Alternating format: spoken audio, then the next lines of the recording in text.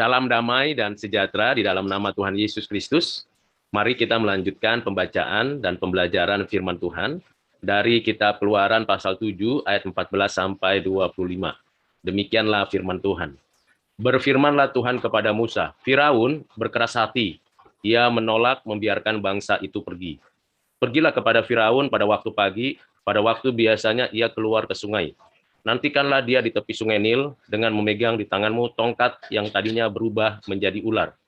Dan katakanlah kepadanya, Tuhan Allah orang Ibrani telah mengutus aku kepadamu untuk mengatakan, biarkanlah umatku pergi, supaya mereka beribadah kepadaku di padang gurun, meskipun begitu sampai sekarang engkau tidak mau mendengarkan. Sebab itu beginilah firman Tuhan, dari hal yang berikut akan kau ketahui, bahwa akulah Tuhan, lihat dengan tongkat yang di tanganku ini, akan kupukul air yang di sungai Nil, dan air itu akan berubah menjadi darah. Dan ikan yang di dalam sungai Nil akan mati, sehingga sungai Nil akan berbau busuk, maka orang Mesir akan segan meminum air dari sungai Nil ini. Tuhan berfirman kepada Musa, katakanlah kepada Harun, ambillah tongkatmu, ulurkanlah tanganmu ke atas segala air orang Mesir, ke atas sungai, selokan kolam, ke atas segala kumpulan air yang ada pada mereka, supaya semuanya menjadi darah, dan akan ada darah di seluruh tanah Mesir, bahkan dalam wadah kayu dan wadah batu. Demikianlah Musa dan Harun berbuat seperti yang difirmankan Tuhan.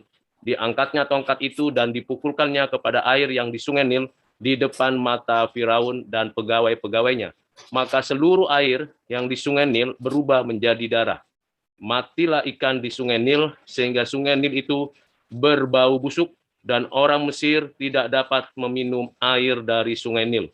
Dan di seluruh tanah Mesir ada darah.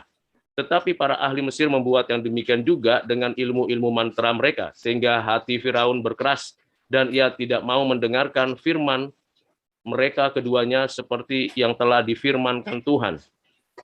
Firaun berpaling lalu masuk ke istananya dan tidak mau memperhatikan hal itu juga. Tetapi semua orang Mesir menggali di sekitar sungai Nil mencari air untuk diminum, sebab mereka tidak dapat meminum air sungai Nil. Demikianlah genap 7 hari berlalu setelah Tuhan menulai sungai Nil.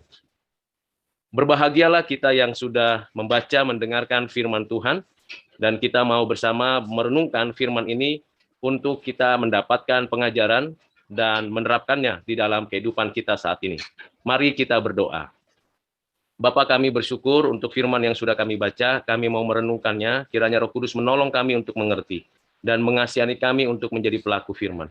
Terima kasih Bapa, di dalam Kristus kami berdoa, amin. Bapak Ibu Saudara yang kekasih di dalam Kristus, tulah pertama dijatuhkan Tuhan atas Firaun dan Mesir. Air menjadi darah. Ini adalah peristiwa yang tidak bisa dilakukan dengan kekuatan manusia saja, karena memang Tuhan yang menyatakan kehendaknya. Para ahli kekuatan gaib dari Mesir memang mencoba untuk meniru, sehingga seolah-olah semuanya berjalan dengan baik dan lancar. Tidak ada yang istimewa dari air menjadi darah, karena para ahli kuasa gaib yang bukan berasal dari kuasa Tuhan menyatakan kekuatannya bisa mengubah air menjadi darah. Persoalan yang paling esensial adalah bukan hanya sekedar air menjadi darah dan selama 7 hari, tetapi orang-orang Mesir memang tidak mendapatkan air itu. Kita tahu bahwa sungai Nil merupakan sumber air bagi orang-orang Mesir. Firaun biasa memanfaatkan air sungai Nil. Begitu juga orang-orang yang ada di sekitar sungai Nil, bahkan air ini sangat perlu dan penting, sehingga mereka berupaya untuk menggali sumur-sumur di pinggiran sungai Nil untuk mendapatkan air. Karena selama 7 hari, sungai Nil airnya bau, merah, berdarah, dan busuk. Ikan-ikan pun mati. Hukuman Tuhan atas Mesir ini tidak mengubah keputusan dari Firaun untuk membiarkan orang Israel pergi dari Mesir untuk beribadah kepada Tuhan. Bahkan Firaun dengan sengaja mendatangkan ahli-ahlinya, orang-orang yang dianggap punya kuasa, kekuatan gaib, untuk meniru. Tetapi tetap tidak membuat air di sungai Nil dan seluruh air yang ada menjadi kembali normal. Mengapa? Karena kuasa Tuhan, kekuatan Tuhan tidak dapat ditandingi. Ada usaha manusia, tapi semua gagal. Bahkan kuasa-kuasa lain yang coba menandingi kuasa Tuhan, semuanya tidak dapat membuat air di Mesir, air di sungai Nil khususnya, itu menjadi kembali normal dan dapat dinikmati, dimanfaatkan. Apa yang kita pelajari dari bagian ini bahwa manusia berupaya untuk menandingi, berkompetisi terhadap Tuhan.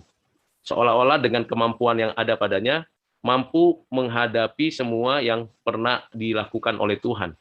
Bahkan mau mencoba meniru hukuman yang Tuhan jatuhkan atas orang-orang berdosa. Tetapi semuanya itu akan menjadi sia-sia dan mempermalukan dirinya sendiri. Apa yang menjadi dampak dari kekerasan hati Firaun? Karena Firaunlah yang memiliki kuasa untuk membiarkan orang Israel keluar dari Mesir.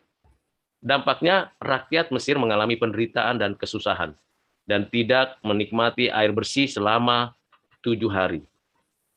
Musa dan Harun sudah menyampaikan pesan Tuhan, firman Tuhan, kehendak Tuhan untuk Mesir bisa membiarkan orang Israel bebas keluar dari perbudakan untuk beribadah. Kalimat ini perlu untuk kita renungkan. Pembebasan bukan untuk kita sebagai orang percaya bebas melakukan apa saja. Pembebasan kita dari perbudakan, dosa, sistem dunia, keinginan daging, untuk kita beribadah kepada Tuhan. Untuk kita menyembah dan memuliakan Tuhan. Jadi kebebasan itu ada tujuannya. Tujuannya memuliakan Tuhan. Bukan tujuannya untuk memuaskan diri. Kalau kita menganggap kebebasan itu untuk diri sendiri, dan kebebasan itu untuk memuaskan apa yang kita inginkan, itu tetap masih dalam lingkaran perbudakan. Masih dalam lingkaran perhambaan. Tetapi ketika kita mulai menyadari bahwa kebebasanku menjadi kebebasan yang sejati, ketika kita sudah dengan bebas memuji, memuliakan Tuhan, beribadah kepada Tuhan. Ini pesan yang perlu kita renungkan, supaya kita tidak mengejar kebebasan untuk kepuasan diri. Tetapi kita meminta kebebasan dari Tuhan, karena Ia yang mampu memindahkan kita dari gelap ke dalam terang, karena Ia yang mampu membuat kita terlepas dari cengkeraman, kekuatan, dosa, iblis, dan si jahat. Lalu kita menikmati hidup bersama Tuhan di dunia yang fana ini. Kiranya Tuhan menolong Bapak, Ibu, Saudara, dan saya untuk bebas melayani Tuhan, mengasihi Tuhan, beribadah kepada Tuhan dimanapun dan kapanpun. Tuhan Yesus memberkati kita. Mari kita berdoa. Bapa Surgawi, kami menyadari ada banyak hukuman atas orang berdosa, seperti yang terjadi pada tulah pertama, air menjadi darah. Tetapi kekerasan hati Firaun menunjukkan juga seperti kekerasan hati banyak umat manusia, yang sudah jelas-jelas mendengar firman Tuhan untuk setiap orang beribadah kepadanya. Dan juga bagaimana berupaya untuk menandingi kuasa Tuhan atau kehebatanmu ya Tuhan. Kami menyadari seringkali kami melakukan itu mengandalkan kemampuan kami untuk bersandar kepada kekuatan kami, padahal kami sedang menandingi atau berkompetisi dengan Engkau. Itu semuanya adalah kesia-siaan dan membuat Tuhan murka dari surga. Tuhan ampuni kami yang berupaya untuk mencoba menandingi Engkau dengan apa yang kami lakukan. Seolah-olah kami bisa lebih daripada apa yang Tuhan kerjakan atau setidaknya setara.